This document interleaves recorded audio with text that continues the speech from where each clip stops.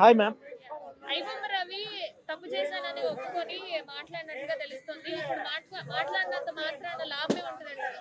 Yes, already ఆయన చాలా పెద్ద స్కామ్ చేసేసాడు, మిస్టేక్ చేసేసాడు, చాలా మంది నష్టపోయారు, కొన్ని వందల మంది ప్రొడ్యూసర్లు లాస్ అయిపోయారు, ఆల్రెడీ ఇండస్ట్రీకి చాలా లాస్ తెప్పించారు. సో ఇప్పుడు సడన్గా ఆయన తప్పు ఒప్పుకున్న అలా లాస్ అయిన ప్రొడ్యూసర్లు అందరూ తిరిగి వాళ్ళ యొక్క కంబ్యాక్ లైఫ్ రాదు. ఎందుకంటే ఆల్మోస్ట్ చాలా సినిమాలు పైరసీ అయిపోయి, కొన్ని సినిమాలు పైరసీ వల్ల పోతున్నాయని చెప్పేసి షాకులు చెప్పి ప్రొడ్యూసర్లకు అయితే లాస్ చేసేసారు. కొన్ని థియేటర్స్ అయితే ఆల్రెడీ మూత పడిపోయాయి. సో మూత పడిపోయిన థియేటర్లు మళ్ళీ ఓపెన్ చేయరు, ఆల్రెడీ కన్వెన్షన్ హాల్గా కన్వర్ట్ కూడా అయిపోయాయి. సో ఇప్పుడు ఆయన తప్పు చేశాడన్నా ఒప్పు చేశాడన్నా ఏం చేయలేము. కాకపోతే కమింగ్ పీపుల్ అనే వాళ్ళు కొంచెం భయపడతారు ఇలాంటి తప్పులు చేయడానికి. కాకపోతే అది కఠిన శిక్ష ఆయనకి వేయాలని నేను కోరుకుంటున్నాను. ఎస్, అలా అయితే ఇలాంటి 100 తప్పులు చేస్తారు బ్రదర్. ప్రతి ఒక్కరు నేను తప్పు చేశాను క్షమించండి అని జీసస్ ముందు ప్రేయర్ చేసినట్టుగా అంత ఈజీగా ప్రేయర్ చేసేస్తే ఈ సొసైటీ కరెక్ట్ కాదు. తప్పు చేసే ముందు కూడా ప్రతి ఒక్కరు ఆలోచించాలి, ఈ తప్పు చేయడం వల్ల ఎవరికి నష్టం జరుగుతుంది, ఎవరికి లాభం జరుగుతుందని థాట్ అనేది మనిషికి పుట్టాలి. అప్పుడే మనసులో భయం పుడుతుంది, జీవితం మీద ఆశ పుడుతుంది. ఆ జీవితం మీద ఆశ లేని వాడే ఇలాంటివన్నీ తప్పులు చేస్తాడు. So I don't know, brother. Sorry, ma'am. I don't know. But according to court ఏది ఇస్తే అది శిక్షను మనము ప్రకటించడానికి లేదు. ఊరేసియండి అవి చాలా మంది అంటున్నారు, అది రాంగ్ వే. కోర్టు ఏ శిక్ష ఇస్తుందో దానికే మనం రెస్పెక్ట్ చేయాలి. మనము సజెషన్స్ ఇవ్వడానికి లేదు. మన యొక్క ఫీలింగ్స్ని ఎక్స్ప్రెస్ చేసినంత వరకే మనం.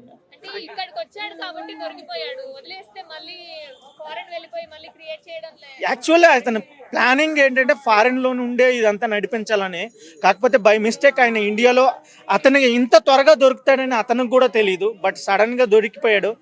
ఇప్పుడు నెక్స్ట్ ఆయన ఏం ప్లాన్ చేసినా ఆల్రెడీ వీసా పాస్పోర్ట్ అన్నీ బ్లాక్ అయిపోతాయి. బట్ ఇది ఆల్రెడీ అతని ప్రాబ్లంలోకి వెళ్ళిపోయారు. మరి ఛాన్స్ కూడా లేదు, అసలు బయటకు వస్తాడని కూడా ఛాన్స్ లేదని నా ఫీలింగ్. అండ్ అతనికి ఎవరు సపోర్ట్ లేదు, బ్యాక్ బోన్ సపోర్టింగ్ ఎవరు లేరు, పెద్ద లాయర్స్ కూడా ఎవరు లేరు. ఏదో తాత్కాలికంగా మీడియా ముందుకు వచ్చి ఐబొమ్మ రవికి సపోర్ట్ చేస్తున్నాం అంటారు. కానీ మనం కోర్టుకి వెళ్ళి వాదించాలి, జడ్జిమెంట్ చేసుకోవాలి. అది చేసే వాళ్ళు బ్యాక్ బోన్, ఈవెన్ వాళ్ళ పేరెంట్స్ కూడా ఆయనకి సపోర్టింగ్ లేదు. Yes ma'am. చాలా వెబ్సైట్స్ సినిమాలని పైరసీ చేస్తున్నాయి. కేవలం ఐబొమ్మ మీద ఎందుకు కాన్సంట్రేట్ చేస్తున్నారు? యాక్చువల్గా ఎస్, దొరికాడనేది ఫస్ట్ రీజన్. దొరికిన వాడే దొంగ, అది ఎవరు మార్చలేరు. నెక్స్ట్ ఇంకోటి అంటే దీనివల్ల ఏంటంటే పక్కన వాళ్ళు భయపడతారు ఇంకా అంటారు. కానీ ఇంకోటి నేను ఒకటి చెప్పాలనుకుంటున్నాను ఇండస్ట్రీకి. పైరసీ వల్ల సినిమా కింద పడిపోతుందని నేను అనుకోలేను. కొంతమంది డైరెక్టర్లు నిర్లక్ష్యం కూడా సినిమా కింద పడిపోతుంది. కొత్త ప్రొడ్యూసర్లకి ఒక కథలు చెప్పేసి వాళ్ళని మగ్గులోకి దించి డబ్బు పెట్టేసిన తర్వాత సినిమాని ఎటు పడితే అటు తీసేయడం, టైంపాస్ చేయడం, ఆఫీసులు ఓపెన్ చేసేయడం. ఆ సినిమా వల్ల వాళ్ళు కూడా ఆడియన్స్కి కొంత డిసప్పాయింట్ కలిగింది. ఏంద్రా సినిమాలు అందరూ రొటీన్ తీస్తారన్న ఫీలింగ్ అయితే కలిగింది. ఎస్, అది కూడా ఒక yes movie rule.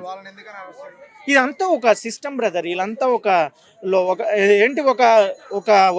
Original video release అయిన తర్వాత దాని మీద లాట్ ఆఫ్ కాపీస్ వస్తాయి కదా, అలాగే 1 by 1 వాళ్ళు ఉంటారు. దీన్ని ఇన్వెస్టిగేషన్ చేస్తారని నేను అనుకుంటున్నాను. ప్రతి ఒక్కరు దొంగ ఎప్పుడైనా దొరకక తప్పదు. నో ఇతను కూడా అలాగే ఛాలెంజ్ చేశాడు కదా. ఎస్, ఇంకోటి బ్రదర్, హైదరాబాద్ రాకుండా ఎటు ఫారెన్ వెళ్ళిపోతే మనకి ప్రాబ్లం ఏమి ఉండదు. మన దేశంలో ఉండి మన దేశానికి హాని కలిగితేనే ప్రాబ్లం. సో అది మనం ఆలోచించాలి. ఎస్, 100%. రాకపోతే పట్టుకోలేరు కదా. మరి మన ఎవరు మూవీ రూల్సా ఛాన్స్ ఉంది కదా రావడానికి. ఇక్కడ మూవీ రూల్సా I don't know exactly. But అయితే మూవీ రూల్స్ నాకు తెలియదు ఎక్కడ వాళ్ళని. ఈయన కూడా మనకు తెలియదు కదా, ఈయన తెలుగోడని మనకు తెలియదు కదా. ఫస్ట్ దొరికినాకే ఈయన తెలుగోడని తెలిసింది. చెప్పలేము, వాళ్ళు కూడా అలా క్రియేట్ చేస్తారు. ఇక్కడోడే పని చేసి ఫారెన్లో వీడియో క్రియేట్ చేసినట్టు. ఎస్ బ్రదర్, ఎవరు మూవీ ఎస్ రవి. యా ఒకటి brother, Indian citizen foreign citizen అని కాదు, అరేబియన్ సిటిజన్ కాదు. ఎవరైనా దొంగ ఎక్కడైనా ఏ ప్రభుత్వానికైనా డీల్ కుదుర్చుకొని కంట్రీలో మనం పట్టాలనే ఫోకస్ ఉంటే ఎక్కడ ఈ వరల్డ్లో ఎక్కడ ఉన్న దొంగను పట్టుకోవచ్చు బ్రదర్. మనం పాకిస్తాన్ వాళ్ళతో యుద్ధం చేయలేదా, ఆఫ్ఘనిస్తాన్తో యుద్ధం చేయలేదా? యుద్ధం వచ్చినప్పుడు యుఎస్ఏ వాళ్ళు వచ్చి పాకిస్తాన్ వాళ్ళని చంపలేదా? ఇవన్నీ జరుగుతాయి బ్రదర్. బట్ సీరియస్ రవి తప్పు చేశాను ఒప్పుకున్నాడు. ఎస్, మరి బయటికి వచ్చిన తర్వాత తప్పు చేస్తాడు అంటారా మళ్ళీ? ఎవరైనా తప్పు చేస్తారు బ్రో. అతనికి ఛాన్స్ ఇస్తే ఇంకా తప్పు చేస్తున్నాడు. గవర్నమెంట్ ఓడితే మనం చీప్ అయిపోతాం బ్రో. దేశానికి ఒక ద్రోహిని తెచ్చి మళ్ళీ మన తల మీద పెట్టుకుంటామంటే అది ఇంపాసిబుల్. దొంగలాగే శిక్షించారు. ఎలాంటి శిక్ష చేయాలంటారు? ఐ డోంట్ నో, బట్ 6 అయితే పడాలి. రవి మూలంగా ఇండస్ట్రీలో ఏమైనా చేంజెస్ వస్తాయా? లైక్ టికెట్ ఇండస్ట్రీలో చేంజెస్ ఏం రావు, ఇండస్ట్రీకి బెనిఫిట్ అవుద్దని నా ఆశ. టికెట్ రేట్ తగ్గించట్లేదు కదా, అందుకని ఐబొమ్మ రవి కూడా అలా చేశాడు కదా. మరి అరే బ్యాంకు లోన్లు ఇవ్వలేదని బ్యాంకులు కొల్లగొట్టలేం కదా. మరి ఇంతకీ టికెట్ రేట్ తగ్గిస్తా అని చెప్తున్నారా? టికెట్ రేట్స్ అది తగ్గించడం ఉండదన్న. ఇది ఏంటంటే ఇది ఒక ప్రాజెక్ట్ మేము రిలీజ్ చేస్తాం. ఎందుకంటే ఇది సప్లై, డిమాండ్ అండ్ సప్లై అన్న. ఇది స్వేచ్ఛ కోసం, ఎంజాయ్ కోసం ఈ ప్రాజెక్ట్. నీకు నచ్చితే చూడు, లేకపోతే మాని. నువ్వు సినిమా చూడపోయినంత మాత్రం చచ్చిపోవు కదా. నీకు చూడాలనిపిస్తే గో అండ్ సీ. పెద్ద థియేటర్లు కాకపోతే చిన్న థియేటర్లు చూడు. చిన్న థియేటర్లు కాకపోతే ఆ సినిమా టీవీలో చిన్న బొమ్మలు వస్తుందో అప్పుడు చూడు. నిన్ను ఎందుకు రిలీజ్ రోజు చూడమనాలి, ఎక్కువ డబ్బు పెట్టాలి? అది నీ చాయిస్. అది whether you want see or not, you have to decide. That's it. Sir చెప్పండి, ఇప్పుడు ఐబొమ్మ రవి ప్రస్తుతానికి అయితే జైల్లో ఉన్నారు. అయితే అక్కడ ఎటువంటి ఇబ్బందులు ఎదుర్కొన్నాడు, దాని తర్వాత ఎంతవరకు వచ్చింది కేసు, ఒకవేళ అతను విడుదలయ్యే అవకాశం ఉందా? విడుదలయ్యే అవకాశం అయితే ఖచ్చితంగా ఉంటుందండి. ఎందుకంటే తను ఏం మర్డర్ లాంటిది చేయలేదు, కిడ్నాప్ లాంటిది అయితే ఏం చేయలేదు. తను చేసిన పైరసీ అనేది కేవలం ఒక వర్గానికి మాత్రమే బాధ కలుగుతుంది. అది ఎవరంటే ప్రొడ్యూసర్స్ మాత్రమే. ఈవెన్ డైరెక్టర్స్ కూడా వాళ్ళు కూడా 50% అన్నట్టుగా ఉన్నారు. కొంతమంది డైరెక్టర్స్ అయితే మాకైతే ఎటువంటి లాస్ లేదు, మా సినిమాలు రిలీజ్ అవుతున్నాయి, మాకు రావాల్సిన అమౌంట్ మాకు వచ్చేసిందని చెప్పేసి. ఈవెన్ ఇందులో కూడా తను చేసింది ఏంటంటే పైరసీ చేసింది పెద్ద పెద్ద సినిమాల ఎఫెక్ట్ పడుతుంది, చిన్న సినిమాలకైతే పైరసీ ఎఫెక్ట్ అనేది ఉండదు. సో ఓన్లీ ప్రొడ్యూసర్ తరపు నుంచే బాధ కలిగింది అన్నట్టు. సినిమా ఇండస్ట్రీలోనే చాలామంది ఇప్పటికీ ఎంతోమంది ఇంటర్వ్యూలు ఇచ్చారు, ఐబొమ్మ రవినే మాకు బెస్ట్ అని చెప్పేసి. ఇది అదే ఆ మాటలు వినో, లేక తను చేసింది తప్పని తెలియకనో, లేదా తను చేసిందే బెస్ట్ అని చెప్పేసి తను తెలుసుకోనో ఏదో చెప్పేసి పోలీసులకు ఛాలెంజ్ చేయడం జరిగింది, వాళ్ళు అరెస్ట్ చేయడం జరిగింది. ఇప్పుడు రీసెంట్గా తెలుస్తుంది ఏమిటంటే ఇప్పుడు తనైతే తన సొంతంగా ఏ ఇంటర్వ్యూ ఇవ్వలేదు ఇప్పటివరకైతే. ఈవెన్ నేను పోలీసులకు ఛాలెంజ్ చేస్తున్నాను, దమ్ముంటే నన్ను పట్టుకోని అని చెప్పి తను సొంతంగా ఏ వీడియో రిలీజ్ చేయలేదు. ఇప్పుడు వచ్చిన న్యూస్ ఏంటంటే నేను మారిపోతాను, నేను పశ్చాత్తాపడతాను అని చెప్పేసి అంటున్నారు. అది కూడా తను సొంతంగా రిలీజ్ చేసిన వీడియో అయితే కాదు. ఏదైనా కానీ మనకు ఒక సోషల్ మీడియా ద్వారా తెలుస్తుంది, అది ఎంతవరకు నిజమనేది తెలియదు. కానీ ఒకటైతే నిజమండి, సినిమా ఇండస్ట్రీలో కూడా సగానికంటే ఎక్కువ మంది తనను సపోర్ట్ చేస్తున్నారు. వాళ్ళు కూడా ఏమంటున్నారు అంటే ఒకటే మాట, తను చాలా తెలివైన వాడు, ఆ తెలివిని మనం దేశ ప్రగతికి లేదా తన ప్రగతికి వేరే వాళ్ళని కష్టపెట్టకుండా, నష్టపరచకుండా తను ఉపయోగపరచుకుంటూ దేశానికి కూడా ఉపయోగపడితే మంచిదని చెప్పి చెప్తూనే ఉన్నారు. ఒకవేళ తను ఇచ్చిన ఇప్పుడు స్టేట్మెంట్ అనేది నిజమే అయి ఉంటే, నేను మారిపోతాను, లొంగిపోతాను అని అంటే అది తనకు మంచిదే, మన దేశానికి కూడా మంచిదే. అలాగే ఎవరైతే ప్రొడ్యూసర్స్ ఇప్పటిదాకా కోపం మీద ఉన్నారో వాళ్ళు కూడా చల్లబడతారు ఆటోమేటిక్గా. సరే ఇప్పటిదాకా జరిగింది ఏదో జరిగిపోయింది, ఇక ముందైనా తన తెలివిని మనం ఉపయోగించుకుందామని చెప్పేసి వాళ్ళు కూడా వస్తారు ముందుకు. సో ఈ పరిణామం అనేది మంచిదే.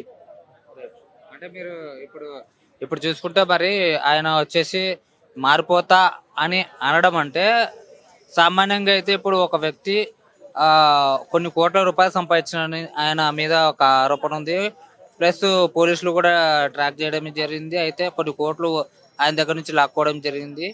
అలాంటి డబ్బుకు అలవాటు పడిన వ్యక్తి మారిపోతాడని చెప్తే నమ్మచ్చు అంటారా? దాంట్లో ఏముందండి, పెద్ద పెద్ద రాజకీయ నాయకులు ఎన్నో వేల కోట్ల స్కాములు చేసి మేము మారిపోయామని చెప్పి మళ్ళీ ఓట్లు అడుక్కుంటూనే ఉన్నారు. వాళ్ళని దృష్టిలో పెట్టుకొని తను చేసింది ఎంత మహా అంటే, తనను అరెస్ట్ చేసినప్పుడు మనకు వచ్చిన న్యూస్ ఏంటంటే 3 కోట్లు తన అకౌంట్లో ఉన్నాయి, దాన్ని ఫ్రీజ్ చేశామని చెప్పేసి పోలీసులు చెప్పారు మనకు న్యూస్లో. అంటే 3 కోట్లు, సరే 3 కోట్లు కాకపోతే 30 కోట్లు వేసుకోండి. తను ఎంత సంపాదించినా కానీ సినిమా దగ్గర నుంచి సంపాదించడం అనుకుందాం, 30 కోట్లు కూడా వేల కోట్ల స్కామ్ అంటే ఇదేం పెద్దది కాదు. ఎంతమంది మనం చూస్తున్నాం మాతో అని చెప్పేసి అంటారు, నమ్మి మళ్ళీ ఓటేస్తున్నాం, మళ్ళీ గెలిపిస్తున్నాం. నిన్నీ మధ్య తెలిసింది ఏంటంటే ఒక ఎస్ఐ తన రివాల్వర్ని కూడా తాకట్టు పెట్టాడు బెట్టింగ్ యాప్స్కు లోబడి. ఇప్పుడు తనని కూడా ఇదే కోణంలో చూసుకోవాలి. వాళ్ళ సొంత డిపార్ట్మెంటే కాబట్టి అరెస్ట్ చేస్తారు, లోపలేస్తారు, మళ్ళీ ఎవరు తెలియకుండా కేసుని రఫాదఫా చేస్తారు. ఇప్పుడు అలా చేసే బదులు ఇతను క్లియర్ చెప్తున్నాడు అంటే మనకు తెలుస్తున్న న్యూస్ ఇది. తనైతే తన వీడియో ఎక్కర్లేదు మనకు, మనం తనని చూడలేదు. నేను మారిపోతాను, పాశ్చాత్తాపం ఉన్నాను అని చెప్పేసి అన్నప్పుడు ఒక ఛాన్స్ ఇద్దాం. తన తెలివిని భారతదేశానికి యూజ్ చేసుకుందాం. ఇప్పుడు తన అంటున్న మాటలు ఏంటి అంటే, నేను బయట ఉన్నాను, విదేశీ పౌరసత్వం ఉంది, నాకు విదేశీ పౌరసత్వం వల్ల నేను బతకగలను అని చెప్పేసి అనుకున్నాను. కానీ ఇప్పుడు నాకు తెలిసి వచ్చింది, పశ్చాత్తాపడుతున్నాను, మారుతానని చెప్పేసి అంటున్నాను. ఒక అవకాశం ఇవ్వండి. ఇదే ప్రొడ్యూసర్స్ తనంత పక్కన పెట్టుకోండి, మీ సినిమా ఇంకెంత బాగా ప్రొడ్యూస్ చేయగలుగుతారు, మీ సినిమాని ఎంత బాగా రీచ్ చేయగలుగుతారు. ఇప్పుడు రాజమౌళి గారు 186 దేశాల్లో తీసంటున్నారు. అలాగే ఇతని తెలుగుని యూజ్ చేసుకోండి. ఇతనికి ఎట్లాగో అన్ని దేశాల్లో పరిచయాలు ఉన్నాయి తన టెక్నాలజీ ద్వారా. అదే దాన్ని యూజ్ చేసుకొని మీ సినిమాని ఇంకా పంపించండి. ఒక్క రాజమౌళి ఎందుకు రావాలి బయటికి? మీరు రండి, అంత పెద్ద అది బెటరే కదా. తనని బాగుపడనివ్వండి, మీరు బాగుపడండి.